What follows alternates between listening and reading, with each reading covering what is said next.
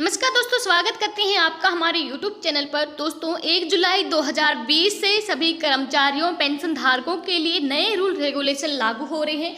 खुशखबरी यहाँ पर मिलने वाली है। केंद्रीय कर्मचारियों, सरकारी कर्मचारियों को और पेंशन धारकों को भी यहाँ पर पेंशन से संबंधित एक बड़ा तोहफा मिल रहा है। वीडियो के माध्यम से जानेंगे कि 1 जुलाई 2020 से वेतन पेंशन से संबंधित कौन कौन से नियम यहाँ पर लागू हो रहे हैं। पूरी जानकारी के लिए वीडियो को अंत तक देखें। वीडियो अपने दोस्तों के साथ जरूर शेयर कर ले ताकि वो भी इनके बारे में जान सकें।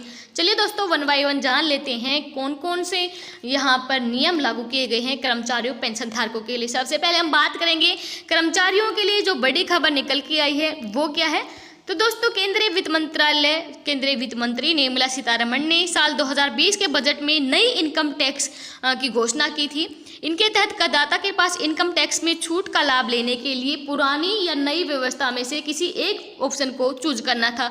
नई टैक्स व्यवस्था 1 अप्रैल 2020 से 31 मार्च 2021 तक अर्जित आय के लिए लागू है। सीबीडीटी ने उन नौकरी करने वालों के लिए नई अधिसूचना जारी की है जिन्होंने नई व्यवस्था के तहत टैक्स छूट का ऑप्शन चूज किया है। ऐसे कर्मचारियों को मिलने वाले कुछ भत्तों को टैक्स दायरे से बाहर रखा गया है। चलिए जानते हैं कि कौन कौन से यहाँ पर भत्ते हैं। तो इन भत्तों पर आपको छूट मिलने वाली है। सीबीडीटी ने नई टैक्स व्यवस्था चुनने वालों के लिए नियम 2BB में संशोधन कर कुछ भत्तों को टैक्स के दायरे से बाहर रखा है।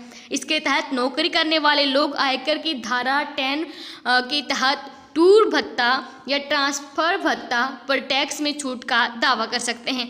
इसके अलावा यात्रा के दौरान होने वाले रोज के खर्चे के बदले कंपनी की तरफ से मिलने वाले भत्ते भी टैक्स छूट के दायरे में आएंगे।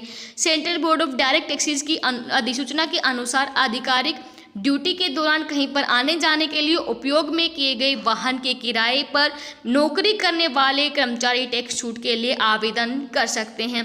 सेकेंडली यहाँ पर बात करें जो हमारे कर्मचारी हैं दिव्यांग, उनको भी यहाँ पर विशेष छूट दी गई है।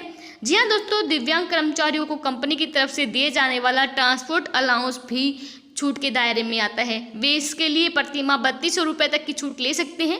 सीबीडीटी ने साफ किया है कि अनुलाभ का मूल्य निर्धारण करते समय नियोक्ता द्वारा प्रदत्त वाउचर के माध्यम से मुफ्त भोजन और गैर मादक पेय के संबंध में कोई छूट नहीं मिलेगी। आगे बढ़ते हैं दोस्तों, जो पेंशन धारकों के लिए नया रूल लागू होने वाला है उसकी तरफ। दोस्तों 1 जुलाई से फिर लागू होगी पेंशन योजना की सुविधा, खाते से कटेगा पैसा। जी हाँ दोस्तों, कौन सी जो सुविधा है वो दोबारा यहाँ पर लागू हो रही है, चलिए जान लेते हैं। तो दोस्तों अगर आप अटल पेंशन योजना से जुड़े हैं तो ये खबर आपके लिए है। दरअसल इस पेंशन योजना की खास सुविधा 1 जुलाई से दोबारा शुरू हो रही है। चलिए विस्तार से जानते हैं कौन सी सुविधा है वो। असल में 1 जुलाई से इस योजना में पैसा लगाने वाले लोगों के अकाउंट से पैसे अपने आप काटे जाएंगे, यानी कि ऑटो डेबिट हो जाएंगे।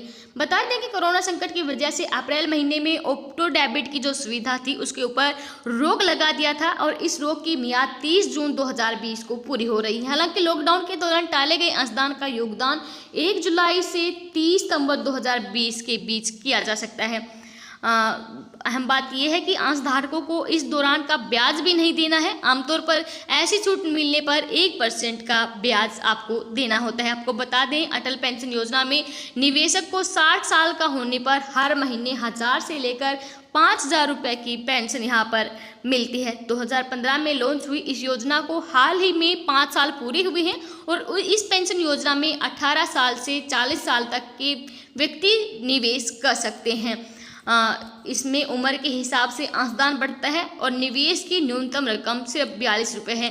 तो ये थी आज की हमारी महत्वपूर्ण खबर। 1 जुलाई 2020 से वेतनभोगी पेंशन धारकों के लिए जो नए नियम बने हैं उनके बारे में हमने आपको जानकारी दी है। धन्यवाद। जय हिंद, जय भारत।